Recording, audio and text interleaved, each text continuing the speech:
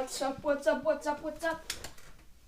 Welcome back to the HbyJ Way podcast. I am your host, Harley J. I think this microphone is not perfect height. I also think that last time I was at a different height than I am. So I'm currently adjusting the microphone if you're listening. But again, if you're listening, this podcast is now on video on YouTube. Again, link in the show notes.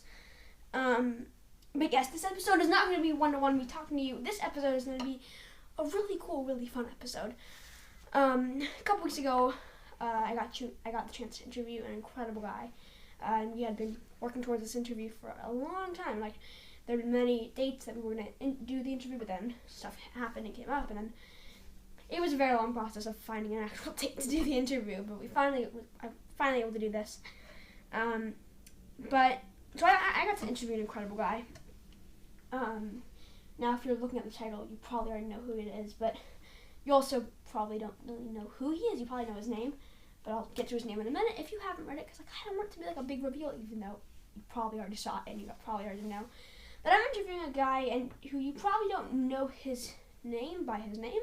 If I just said his name, you probably wouldn't know who he is, but you probably know his work.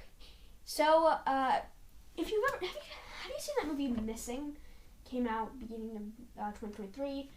It's with Storm Reed and Nia Long. I think that's her name. Yeah, I think you might know it.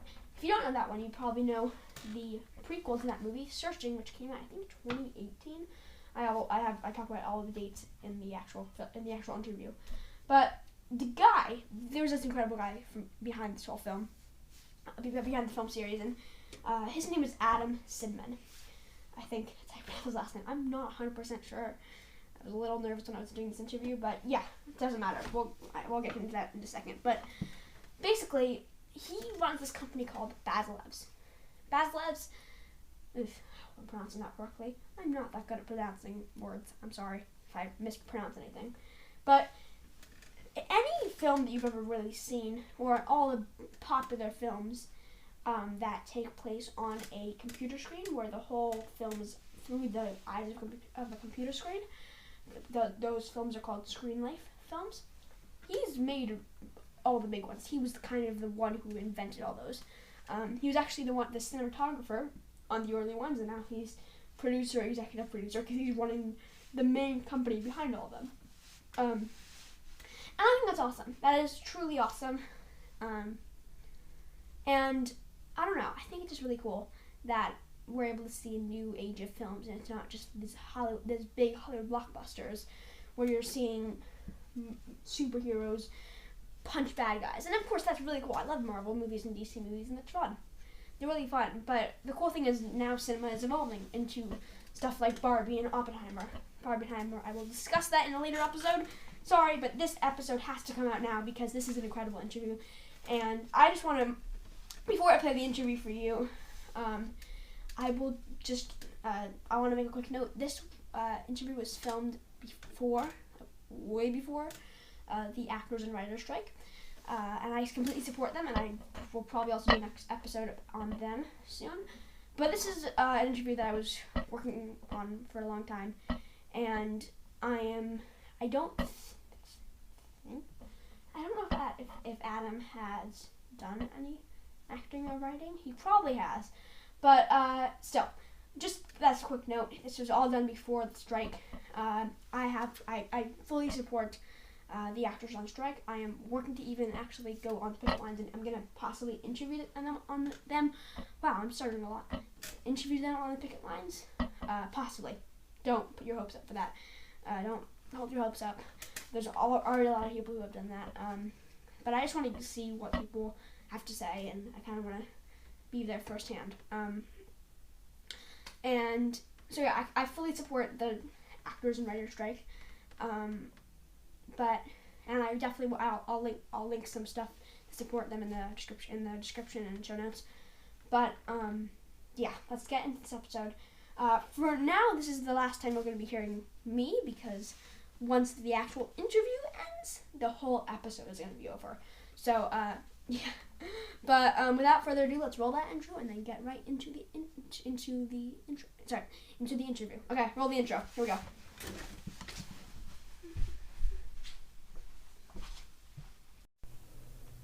Welcome to the HbyJ Way. Yeah, the HbyJ Way. My name is HbyJ. I'm your host. Let's jump right in. Welcome back to the HbyJ Way. My name is HbyJ. I'm your host. Welcome back to season 5. This is episode 2, and we are with the incredible Adam Sidman. It's a pleasure to be here. Cool. So basically, this guy is so cool, and this episode has been probably about a month and a half in the working. So happy that we're finally able to do this. But Same here. So Adam, tell us a little bit about what you do. What is your So I run a Timur Bekmambetov's production company, Basilevs, and we produce a range of what I would call high concept, low budget, independent feature films. We also do studio feature films and doing things in other formats as well. And most notably, we've done films in this format we call Screen Life, including Unfriended and Searching, which have led to some pretty exciting franchises. What's been your favorite film to do? Oh, it's a good question. I don't know if I've ever thought about that, but I what I love about working on these films is just being involved in every step of the production process, and having projects overlap. While something is casting, something else is in post production, and while something else is in production, we're looking to find the right director. And I really love all of those aspects of putting together feature films. Cool. What's been your biggest film so far? Probably the most successful in the box office, I believe, was Searching. It might have also been Unfriended. Searching was released by Sony in, I believe, 2018 and did mid $60 million worldwide box office. Searching Same with and the follow-up Missing are incredible. Y'all should go check it out if you haven't seen the films. Best film ever. So, well, Thanks, man. the best films ever. But and well, we can talk a little bit about those two films a little later.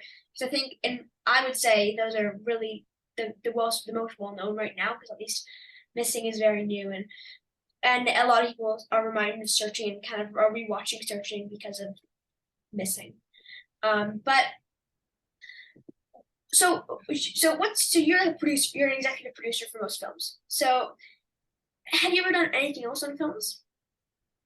On the film Unfriended, I was actually the director of photography. So I put together the unique camera system to be able to film this movie that takes place entirely on computer screens. And at the time, we had no idea how to do it. So I had to basically invent something so that we could capture it in a very genre scary way and relinquish some of the controls over to the actors who were filming themselves. And that was a really fun experience as well. And so can you tell us like what was like the process, like what's the actual setup for making a film like that? Because of course I think the basis would just be you could always have the characters recording themselves or screen recording, but I know it's more than that.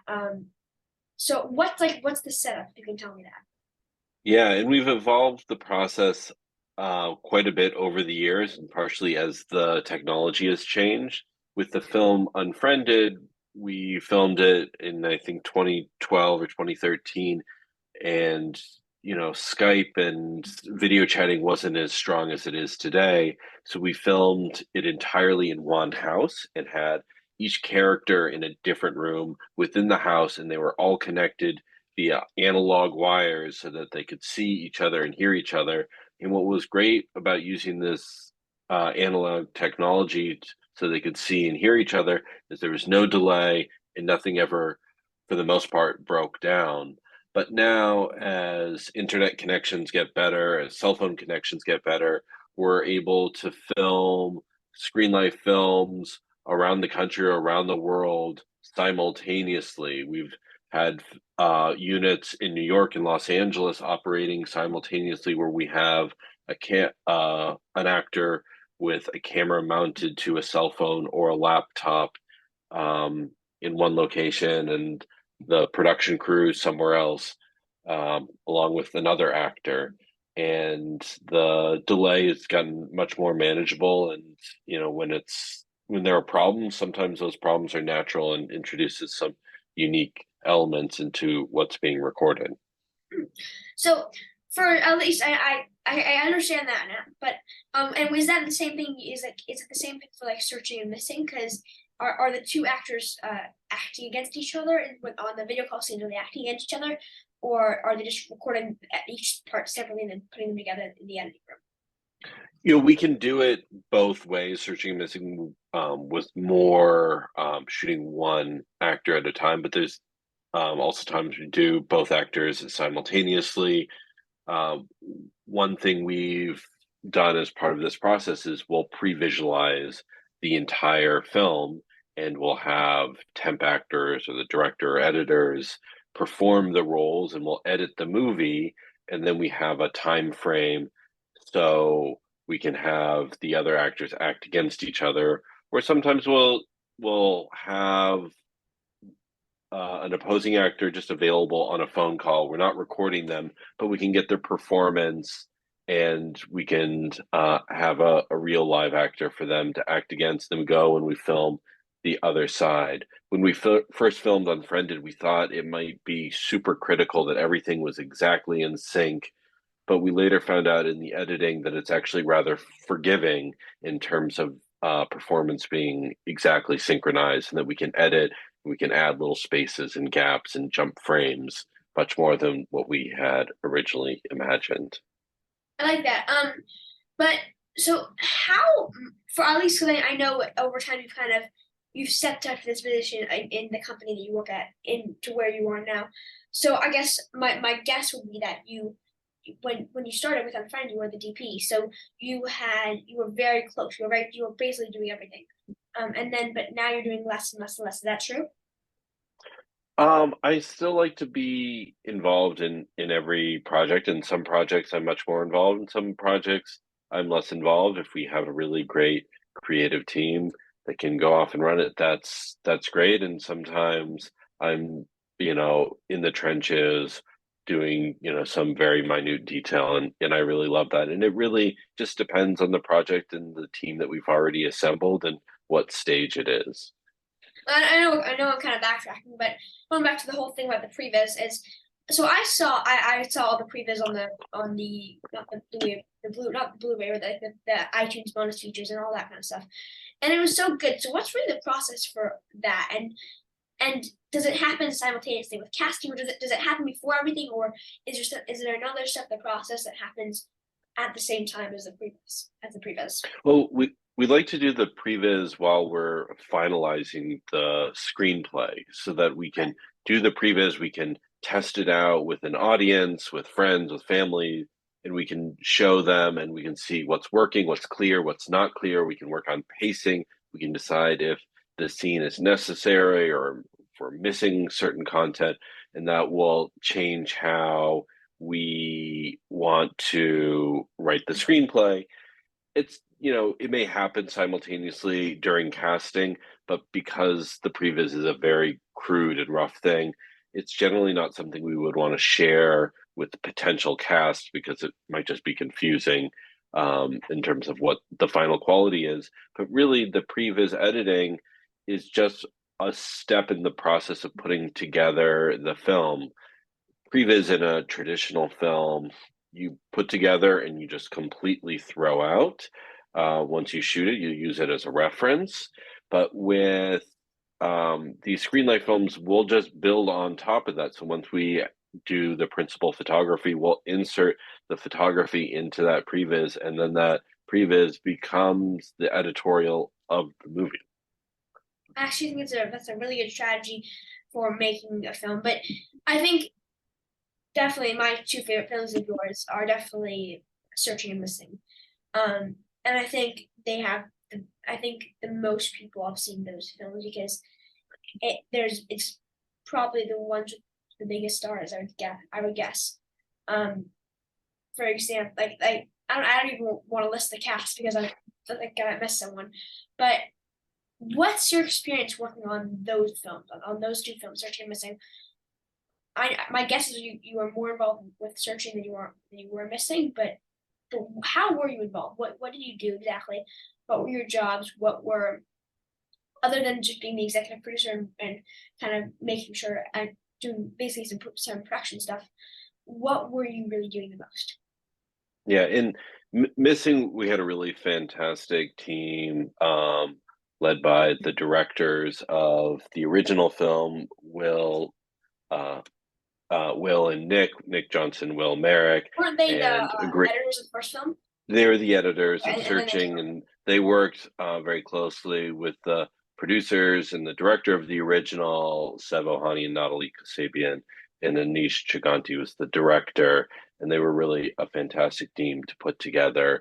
Searching was, much more hands-on, on, a more regular basis, and oversaw the script development, and I was on set every day, and helping to figure out some of the issues in post-production as it came along.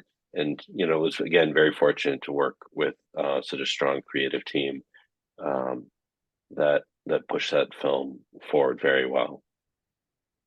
So what's your favorite like scene from either Missing or Searching? My favorite scene from Missing, which I believe was an idea of either Will or Nick, was the "Hey Siri" moment where June. Yeah, I think found some web mine did results. too. I I have can to show them if you dismiss it. ask again from your iPhone. That's fun. Yeah, in our house we have a lot of these smart devices, so Yeah. we try not to ever mention those names, I have to say that's by probably name. I have to say that's probably one of the best. Okay, so And I guess the fact that it just worked with me over Zoom demonstrates that that is a very believable and thing that could happen. That I could say those words, HEYSIRI. I don't even want to say it out loud, and it activates on your phone and could cause your phone to do something. got it. So what I'm gonna do is we're gonna play a little game, a little Sure. Searching and Missing quiz game. I'm gonna read you some quotes, first from Searching and then from Missing, and you're gonna tell me what character says the line. And it's pretty simple, but so the first one is from Searching. I didn't know her. I didn't know my daughter. That's obviously John Cho, David Yes. Kim. And this one should be pretty simple. Everybody's grounded.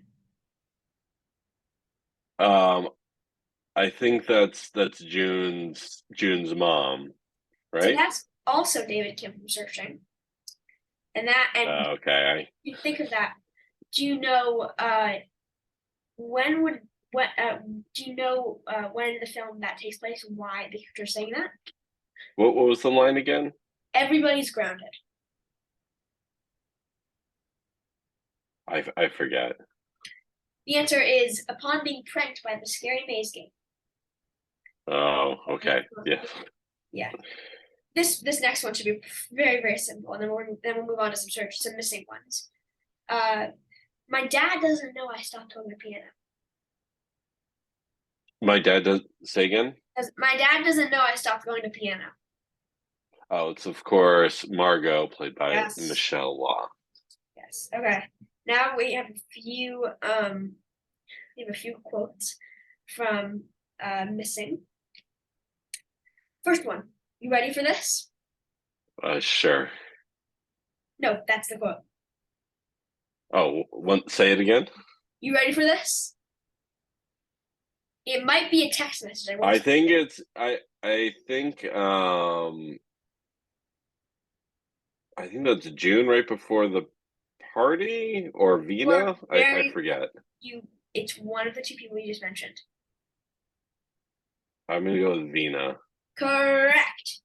And this next quote comes only probably less than a minute later after that quote.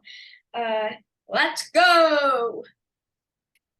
I think that just appears on screen. Yeah, it's either June or it just appears on screen. I guess she types it, and this really amazing montage begins. Yes. So it's right after the Vina quote, and I'm pretty sure, if I'm 99% sure correct, as June is typing "Let's go," the trackpad the typing turns into the title card from the site.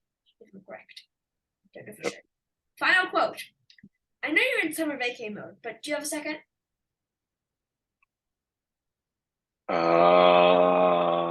I don't know. Again, these might be text messages.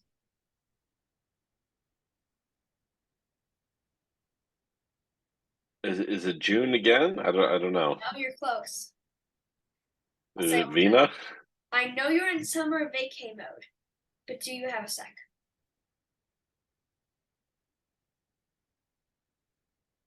I forget. It's Kevin. Okay.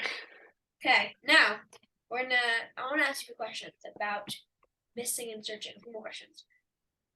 Who would you say was the best not the best actor, but the funniest person on set? Maybe not even an actor. The funniest person. Missing, I wasn't on set. Again, we had this really great creative team with Will and Nick and Seb and Anish and Natalie. So they had the pleasure too. Not for Missing. No, okay, so then we'll go for searching. For searching, who was the funniest person on set? I think John Cho just brought so much energy to the film, into the set, and he was a real leader on set, and he was also very professional, and I think it was a real pleasure to work with him. Yeah. My next question is, what is one tip or piece of advice that you would give to anyone who was doing anything creative, or even related to something creative? What would be your advice? It's a good question. I think it depends a little bit on everybody and